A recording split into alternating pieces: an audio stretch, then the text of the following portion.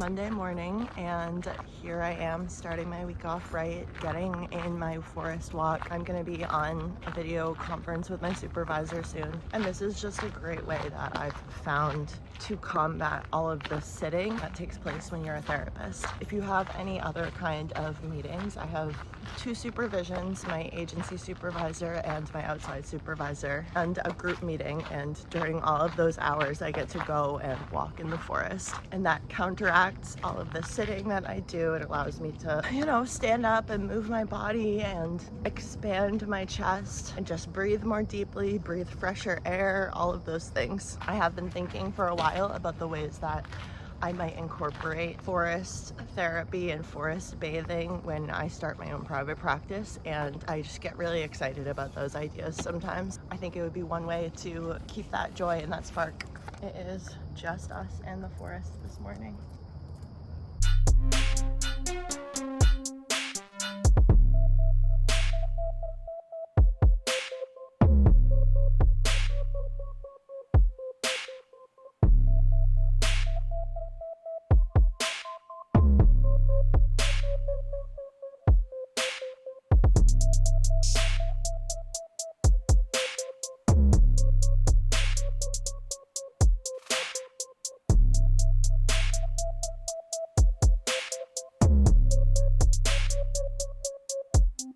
I am in Newburyport. I just picked up a couple of essentials for us. Got us some nice new soaps, and I grabbed myself a couple of these natural deodorants. They were definitely expensive, and I haven't even given them a try yet. To be honest, I've yet to find a natural deodorant that actually really feels like it works, but that's okay, we keep trying. So today I have this one, obviously not sponsored or anything like that, but one of the things that I think is really cool about this is when you open it, you take this cap off. This is all sort of paper cardboard, and then you just push up the bottom to get your deodorant to come out.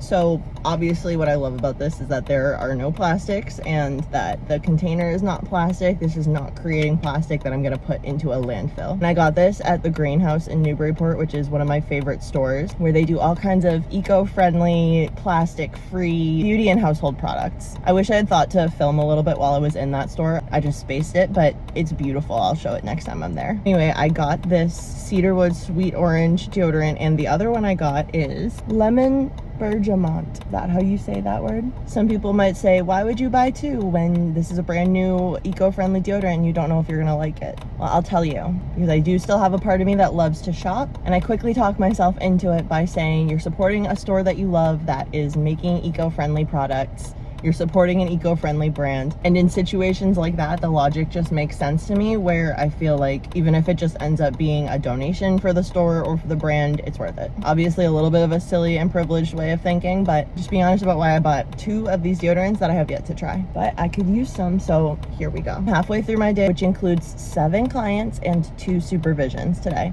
So it's a big day. Once again, I quickly talked myself into getting a coffee out, and I always feel like it's at least a win, not for my wallet, but for my ethics when it's not Starbucks. This one is from Plume in Newburyport, and I feel like they absolutely make the best oat milk lattes.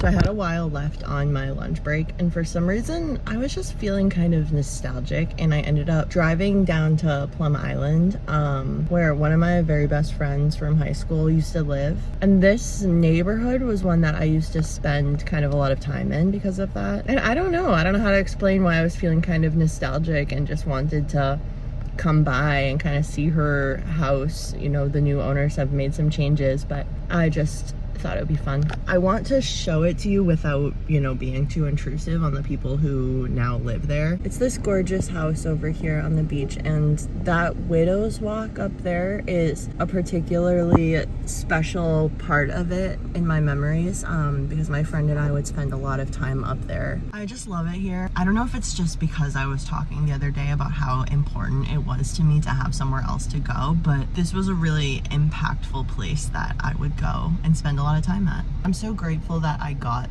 that time over here, and I just wanted to linger on those memories a little bit.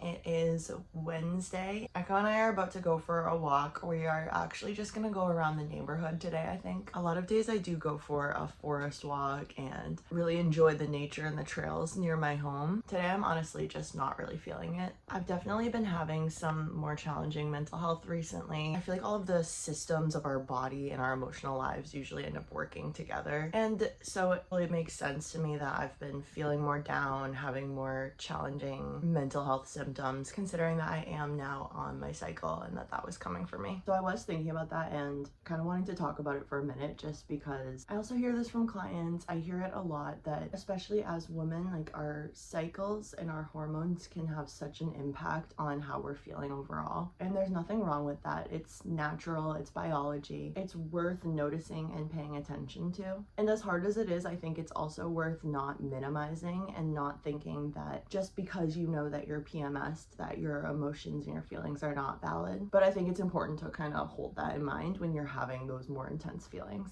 Over this past week and right before my period started, I was actually struggling with some very intense, heavy, life-ending thoughts, which, let me obviously put a little bit of a trigger warning before I keep talking about this, but I have struggled with chronic suicidal thoughts as long as I can remember. Even throughout childhood, like, I have these very sad kind of melancholy memories of, as a kid, I would think over and over about putting a metal knife in a socket or stepping in front of a car in traffic, because I knew that those things would make you die.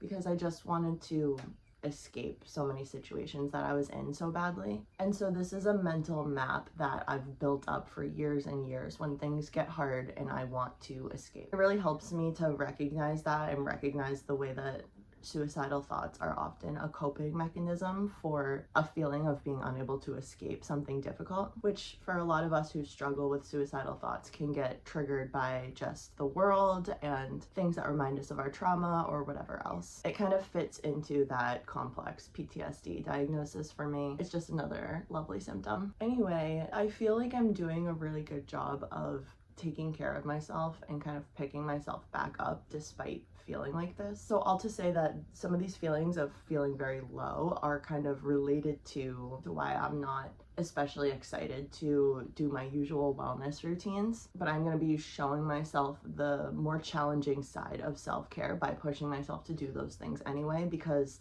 I know ultimately they will help stabilize my mood, help me feel a lot better, and just that these habits are what I need to take care of myself. Real self-care is not always easy and it's not always glamorous. Sometimes it's pushing yourself to do something that you really don't want to do because you know that the end result is going to be better. So that's what we're going to do this morning.